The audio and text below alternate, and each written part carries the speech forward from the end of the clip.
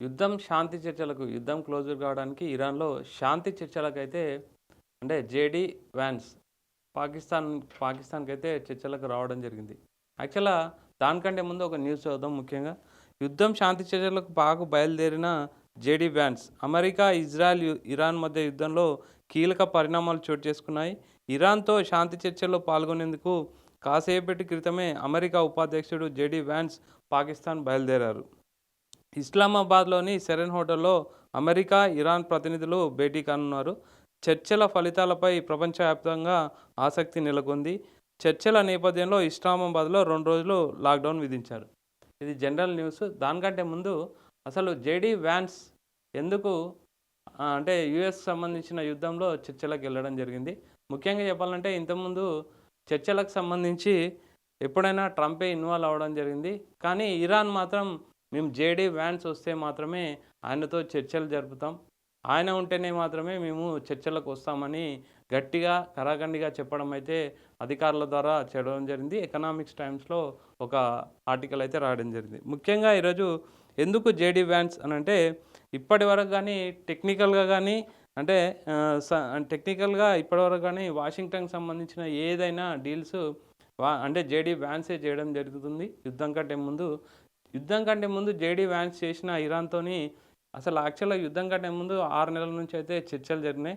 6 నెలల వరకైతే ఎలాంటి యుద్ధం స్టార్ట్ కాలేదు. ఎప్పుడైతే ట్రంప్ ఎంటర్ అయ్యి చర్చలలో పాల్గొనడం జరిగిందో అప్పుడే యుద్ధం స్టార్ట్ అయింది.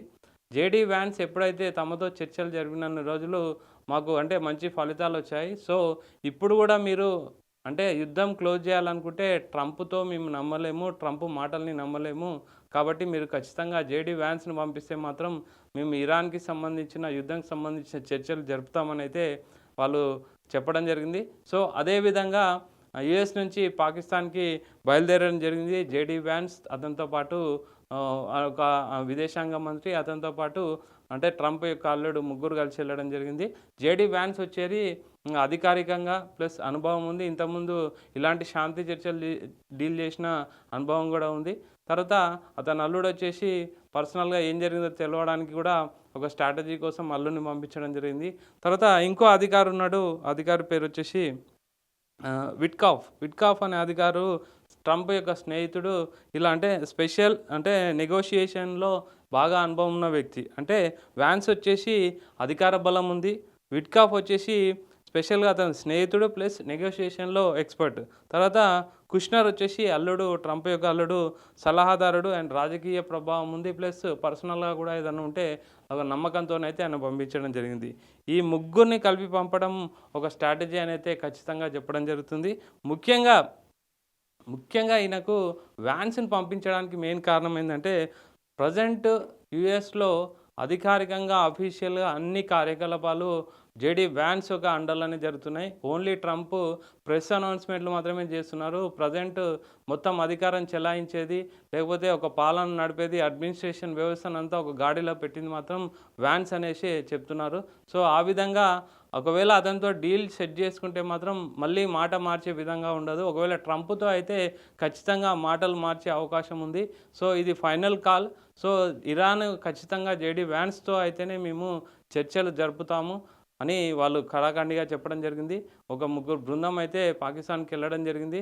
ఆల్రెడీ పాకిస్తాన్‌లో 2 రోజుల వరకైతే మొత్తం అంటే కంప్లీట్ క్లోజ్ లాక్‌డౌన్‌గా ప్రకటించడం జరిగింది.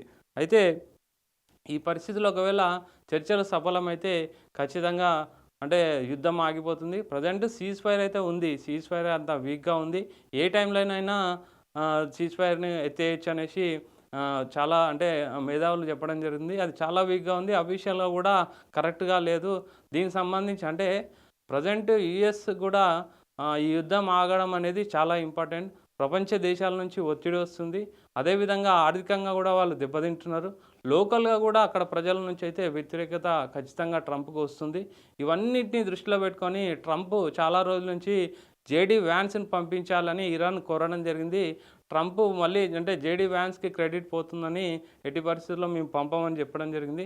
సో, కాకపోతే ట్రంప్‌కు అంటే వివిధ దేశాల నుంచి వచ్చే ఒత్తిడులు తర్వాత ఆర్థికంగా అంటే ఇన్‌ఫ్లేషన్ అంటే ముఖ్యంగా అక్కడ కొనుగోలు శక్తి అంటే ఇండెక్స్‌లు చెప్పే ప్రకారం కొనుగోలు శక్తి అయితే బాగా పడిపోవడం జరిగింది.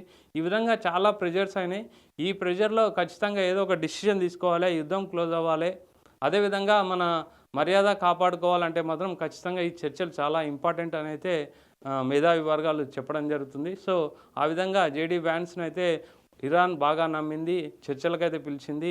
ఒకవేళ ఈ చర్చలు సఫలమైతే మాత్రం ఖచ్చితంగా యుద్ధం ఆగిపోతుంది. ప్రపంచవ్యాప్తంగా గ్లోబల్ మొత్తం గూడా ఒక ప్రశాంతమైన వాతావరణం నెలకొల్తుంది. ఒకవేళ సఫలం కాకపోతే తిరిగి ఆ విధంగానే కంటిన్యూగా యుద్ధం కొనసాగే అవకాశం ఉంది. తర్వాత పరిణామాలు ఏ విధంగా ఉంటాయైతే ఊహించలేమనైతే చాలామంది ఎక్స్‌పర్ట్ చెప్తున్నారు.